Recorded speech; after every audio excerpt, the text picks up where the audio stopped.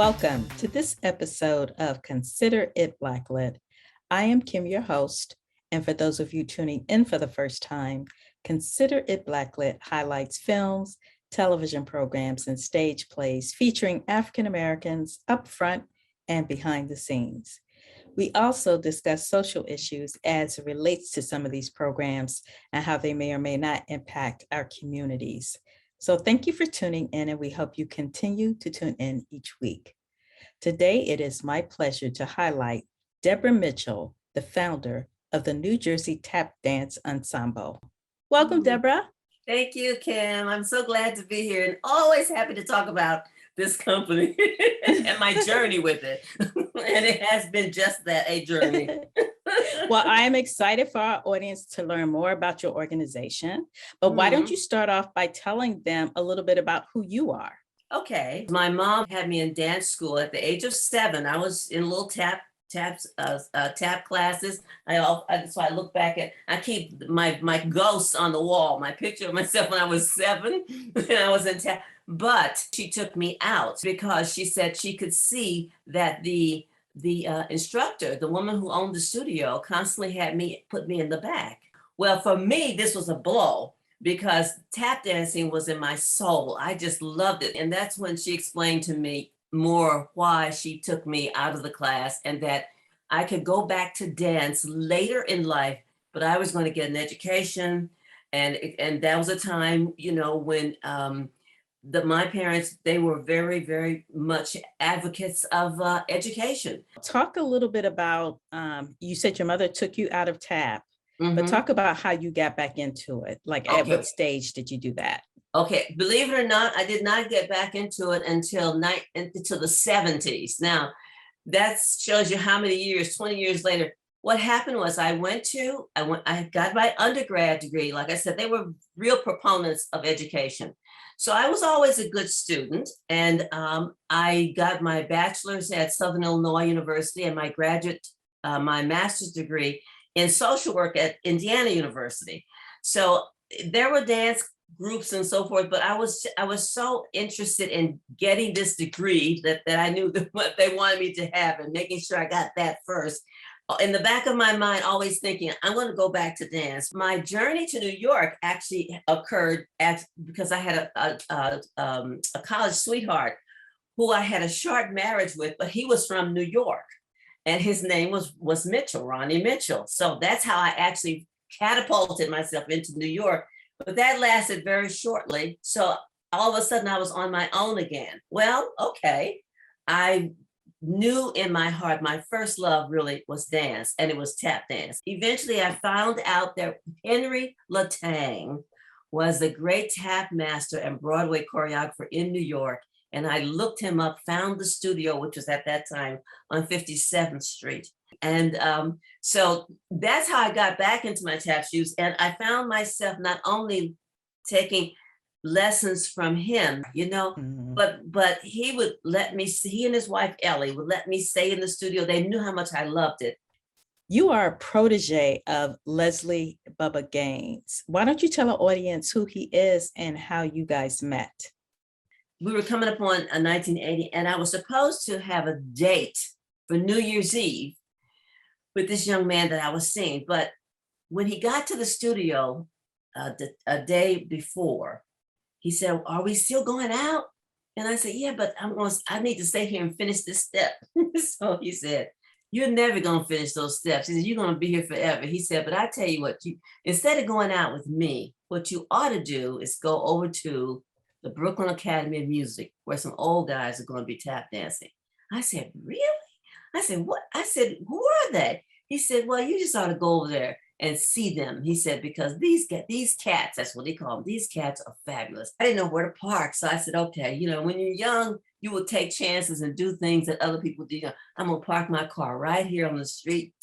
And it was late. And I thought, I cannot be going all the way back home. So the best thing for me to do is to stay here. So I parked my car and I fell asleep in the car until dawn. And when dawn came, I thought, okay, now I got to get into the building. That was my dilemma. The garbage collections was happening early, and the guys came with the big truck, and they opened the back door of the academy to take out those garbage cans. When they opened that door and turned their backs, I slipped in. Oh my goodness. Oh my goodness. So So when you got in, did you finally see them rehearse? well, this is what happened. I got in and I went through, it was dark because of, everything was black. It was supposed to be closed. So I got in and it was only maybe like 7 or 8 o'clock in the morning. Well, they weren't going to be there till maybe 11 or 12 o'clock. So I found my way to the auditorium, and I sat down in about the third row with my tap shoes in my lap, and I fell asleep waiting for this rehearsal to start. And I didn't wake up until I heard these voices. It startled me, and I jumped to my feet. When I jumped up, Kim, the tap shoes hit the floor, and the guys on stage, the man in the front said, "Who's out there?" Because everything was black. So I said, "It's just me." And he said, "Who is just me?" So he sees me because I in the work lights. He says, "Little girl, come up here on the stage. What are you doing here?" So I picked up my tap shoes, got up on the stage, and he said, what are you doing here?" So I said, "Well, my friend told me some old guys were going to be here tap dancing." I said, "And I wanted to see them." He said, "Old guys?" He said, "Well, that's what you're looking at, the old guy." He said, "Old guys, introduce yourselves to the little lady." And that's when I was actually introduced to these legends of the art form. It was the tall, distinguished man who asked me to come up on stage, Honey Coles. Oh, And then wow. there was Buster Brown. There was Fayard Nicholas of the Nicholas Brothers. There was Louis Sims, and there was Face Roberts. All these people, of course, have passed, but these were legends. And in the back by the piano was a gentleman who was very small, very, very elegant. And he said his name was Bubba Gaines. So Okay. so this is how Yeah. I actually, and for some reason, he was the only one who was very quiet. All the others had personalities bigger than life. And I said, "Excuse me, sir, but I didn't quite get your name." So he said, "My name is Leslie Gaines, but you can call me Bubba. All my friends Wow. call me Bubba." And So you why? and yeah, so you ended up being his protege, from what I Yes, understand. yes, exactly. Yeah. Because from that day, he asked me, he said, "Why are you here? Why aren't you in a dance school or someplace with your little tap shoes, etc.?" So I told him that I wanted to see the rudiments. I wanted to see how it was formed. And I didn't hear in class what I heard in my heart. So he said, "What do you mean, what you hear in your heart?" He said, "Can you sing it for me?" So I was a little intimidated. I thought, well, he said, "Let me show you." So he moved his feet with such powerful rhythms. I said, "That's what I hear." He said, "Well, I'm going to do this. I'm going to come to, where do you live?" I said, "Newark." I was living in Newark. He said, "I'll come to Newark and check out your feet." That's amazing. Why don't you tell the audience a little bit more about performance since you've done that they may have seen, or Oh, something that you're very proud of? well, something I'm extremely proud of is, of course, the Broadway show Black and Blue, Mhm. which was in Paris, France, which is where it began. And that was in 85, 86. And then I was in the Broadway production of Black and Blue. And in both of those productions, I was in it with what was the Rhythm Queens. The Rhythm Queens was an act that Henry Latang put together for the Cotton Club, which you didn't actually see in the Cotton Club, but you did see us in the Paris production of Black and Blue. And that was with Rashmela Kumbo, Jermaine Goodson, and myself. When we finished with in Black and Blue, the three of us were seen in Paris in it. It was not part of the show in New York. But after New York, my partner Jermaine, who to this day, we have been together for 37 years, she and I toured with Cab Calloway. And we went all over the world with international tours with him. The Rhythm Queens became really, really a signature act for us. And once again, a parallel like Bubba with his act. But Jermaine and I performed all over Europe. When the show closed in New York, because Black and Blue was on Broadway from 89 to 91. When we left Black and Blue, the two of the Cab Calloway had seen us in other productions like the Cotton Club on Parade in Vegas and all of that. So he took the two of us with him And we also performed at his funeral with Gregory Hines and all these wonderful people. So Wow, so that's we're amazing. Let's talk about the New Jersey Tap Dance Ensemble. You're the yes, founder. How did that yes. get started? Well, believe it or not, with it's I often say it's part of a promise I made to Bubba as well as what I wanted. I realized very quickly that in New Jersey there were very few. There were no tap dance companies. I mean, there were tap teams and things in schools. But when Bubba was in the studio with me one afternoon, and I have to preface that he said one afternoon I told him I couldn't continue working with him because I couldn't pay him. And I was often thinking back, that this is all part of that whole syndrome where these men didn't get paid, people took advantage of, and so forth. So I told him one afternoon, I said, we have to stop doing this because I can't pay you. And he was insulted. He said, I don't want your money. He said, but one day somebody's going to want from you what you wanted when you talked to me. When you give that person all that I've taught you, you will have paid me in full. So after Jermaine and I toured with Cab and did all of that traveling, I said to Jermaine one day, I said, I'm going to start a company in New Jersey. I said, because I want to give all of this back. Where is it going to go? It has to be. That was my my impetus for wanting to start a tap dance company. And I also knew that anytime you wanted to learn how to tap, Kim, you had to leave Jersey. If you wanted to learn what I learned, you had to leave New Jersey and go to New York. And I said, and people offered me jobs in New York. I said, I don't want to teach in New York. I'm going to go back where I'm living. So that's when I thought, you know what?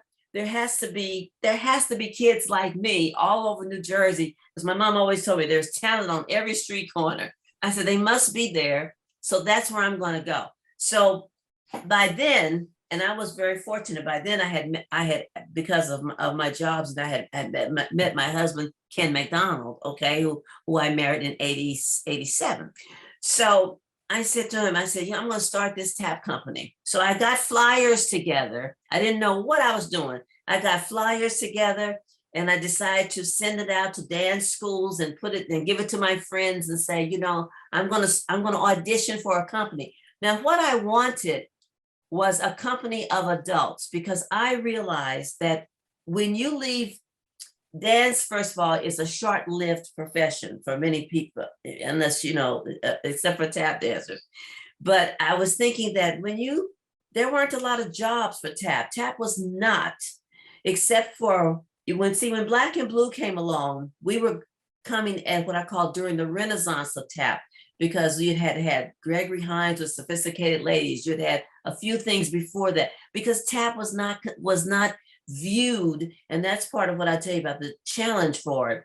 It was not featured on Broadway. You had it in 42nd Street, but what I'm talking about with its jazz roots and the rhythms and all of the percussiveness that it has, none of that was that's what I was taught by Bubba. So that's what I wanted to pass on to the next generation. I thought, well, they don't know the background of tap. Not really. They don't know about it having its percussive and its roots back and the African American influence on tap and how the drum is important. None of that was being taught, but I got that information from Bubba. So therefore, so in your classes, not only do you take to teach dance, you also teach history, the background and the roots and the history of it. Yes, one of the amazing. One of the most important things about New Jersey Tap, which I founded in '94, and every student learned was that it has its roots, where it comes from, the people who came before, who actually, some who danced on plantations, that some did in bare feet, that all the history behind who the great acts were and how it was passed on. Like Sammy Davis Jr., I'll never forget, he said one time, it's a hand-me-down kind of art form. I do a step and you do step. Oh, show me that. And we used to do a thing, show me your step. Tell our audience what type of classes you offer, as well as the skill level that is required.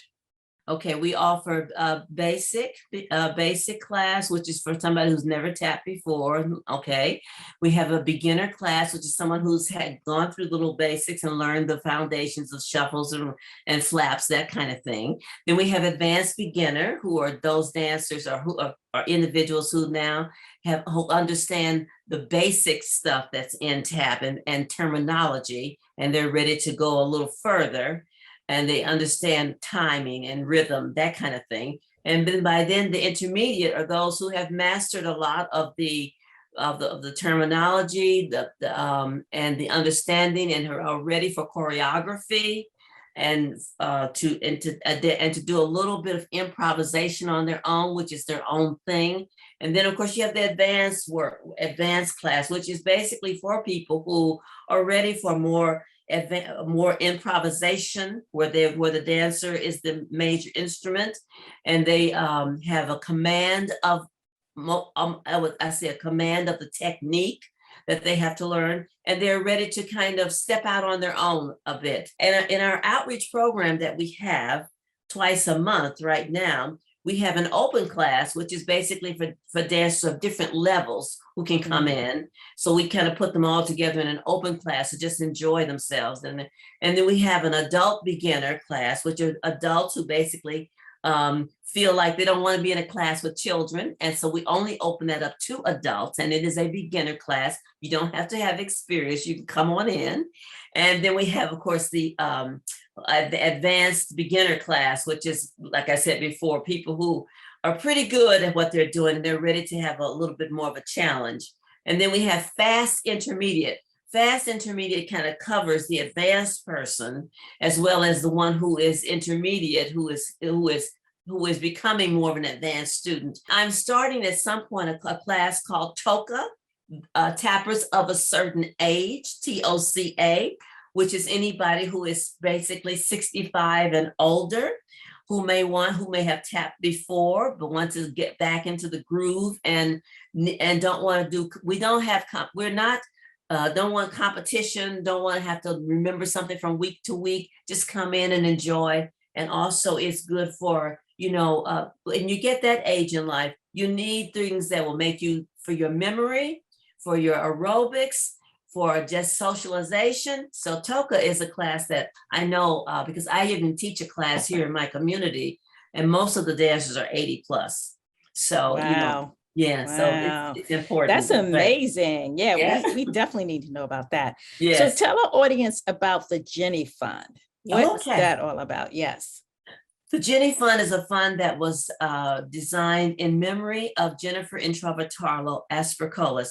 Jenny was 11 years old when she joined New Jersey Tap Ensemble as a child.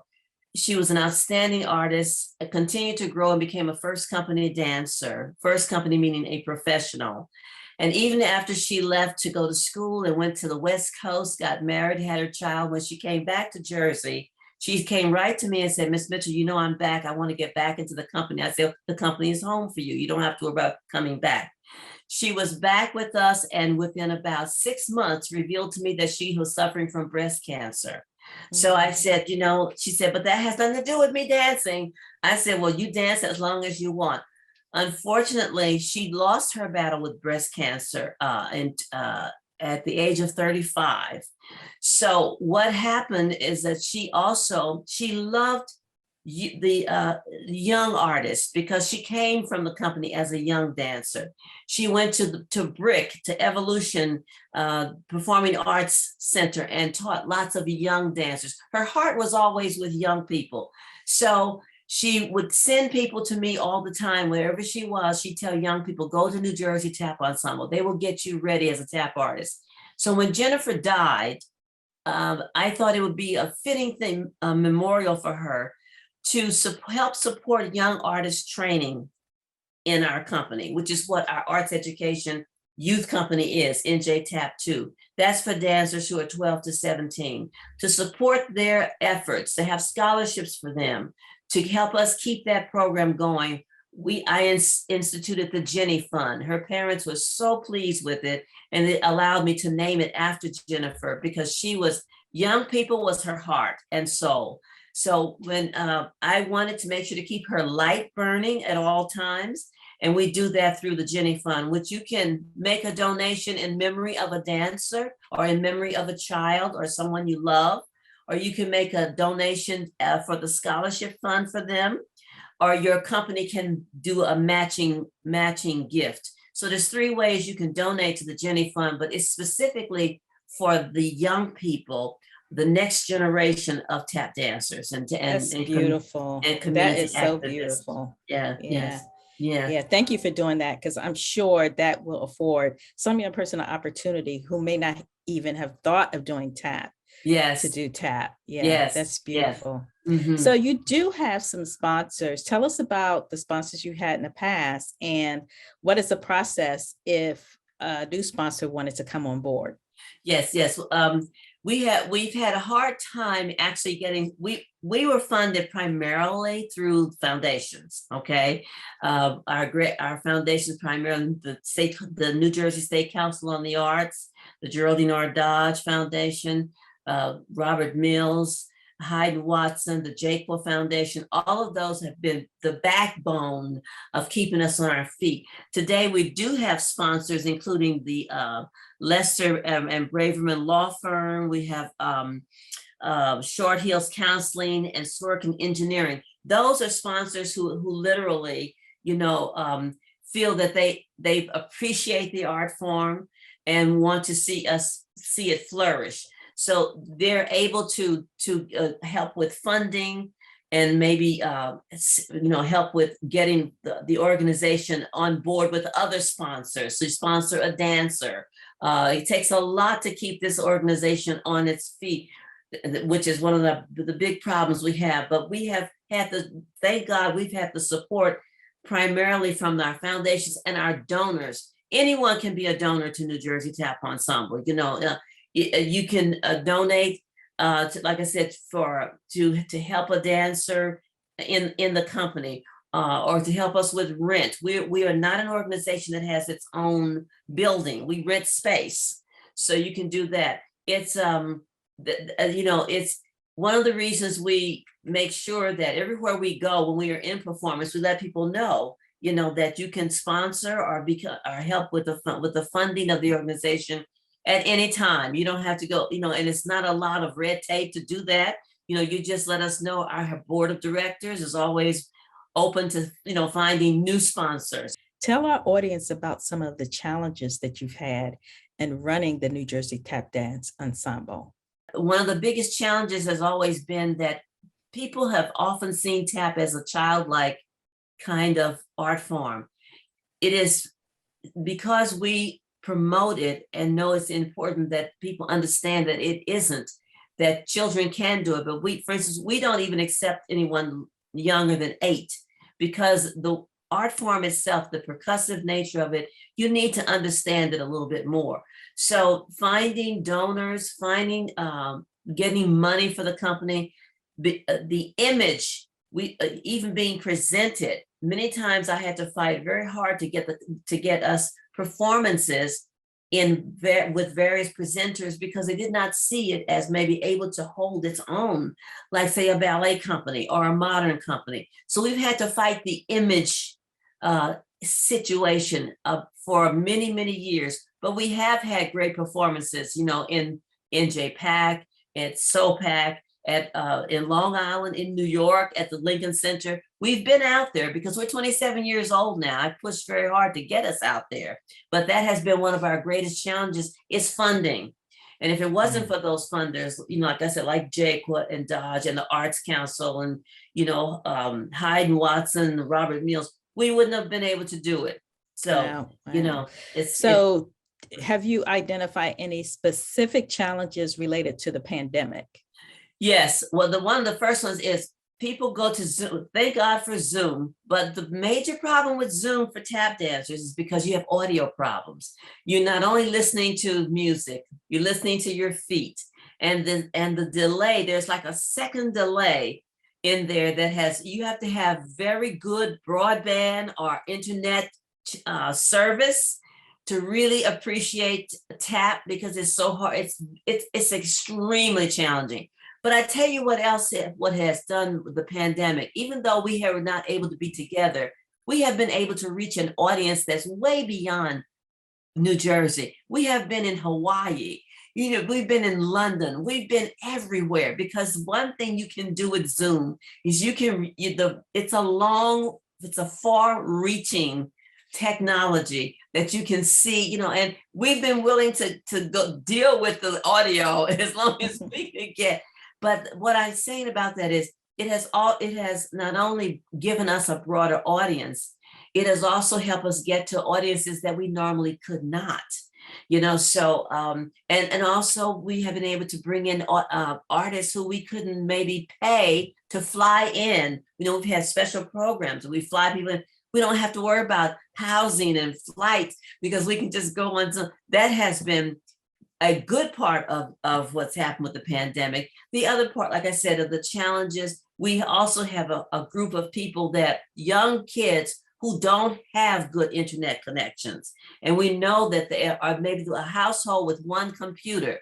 So you can't expect, if mom or dad or somebody's got to work, you can't be on there doing tap lessons, so that doesn't take a priority. So we've missed out on a number of young people who we know just haven't had the opportunity, to get to us. We're running out of time, but I did want you to tell the audience about some of the awards you received in the past. Number one, very early, was the Lifetime Achievement Award from New York Tap Extravaganza. It's called the Flo-Bert Award. Also the Hoofer Award from the American Tap Dance Foundation, and the Living Legend Award from Flint, Michigan from Tapology. And just recently, my oral history was recorded, 10 interviews, which will be housed in the Jerome Robbins Dance Division at the New York Public Library of Performing Arts. Well, everyone, that's our time for today. Remember, you can find out more information about the New Jersey Tap Dance Ensemble by going to www.njtap.org. Thank you, Deborah, for joining us. Audience, thank you for tuning in. And until next week, consider yourself Blacklit.